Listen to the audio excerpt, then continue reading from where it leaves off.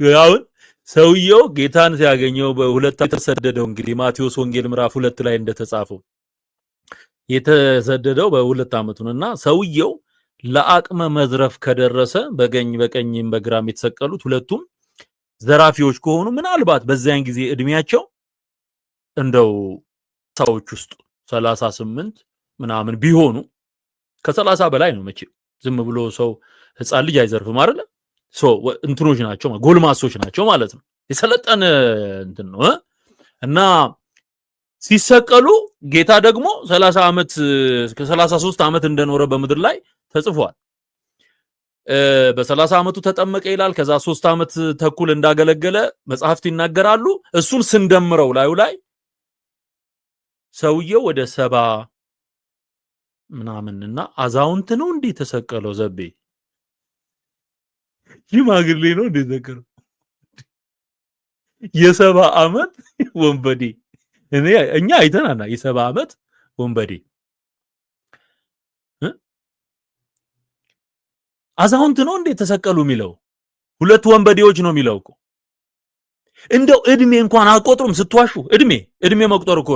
ውሸታቸው በቃ ይሄ ሚዛን ውሃ ማያነሳ ተረተረት በቃ አሁን ለሱ አቡነ ገብርኤል የሰጡትን ምላሽ እንስማ ሌላውን ድርሰት ተረተውት ስለዚህ ምን አለ ተዘከረን እግዚኦ መተመጽ በመንግስት ጌታ ሆይ በመንግስት በመጣ ጊዜ አስበኝ አሳስብልኛል አለም እኛ መቀባባት ስለምንወድ እንደዚህ ተሸክሞ እንደዛ ምርኩዙ ተሰብሮበት የሱ አይቶትም አያውቅም ጌታ ይዋል እውነቱን ነው እንጂ መናገር ጌታን የዛለት ብቻ ነው ያየው ቤተልሔም ሲወለድና ሰብአ ሰገል ወርቅ ዕጣን ከርቤ ሲያቀርቡለት አልነበረም ፈያታዊ ዜማን አለቅ ወደ ግብጽም ሲሰደድ አላየም አልነበረም ፈያታዊ ዜማን ያዛል ሌላውን ድርሰት ተረተውት በቃ ሌላ ድርሰት ተረተረቱ ተወው በቀኝም በግራም አላዩትም አያውቁትም እዛው ጋር እነሱ አመት ሲሰሩ ኖረው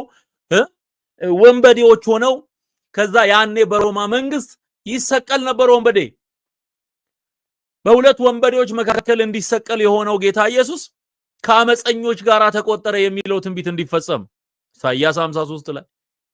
በመዝሙረ ዳዊት ውስጥ የተጠቀሱት ትንቢቶች አሉ በቃ እና ወንበዴዎች መካከል ተሰቀለ እነዚህ ወንበዴዎች በልጅነቱ አገኙ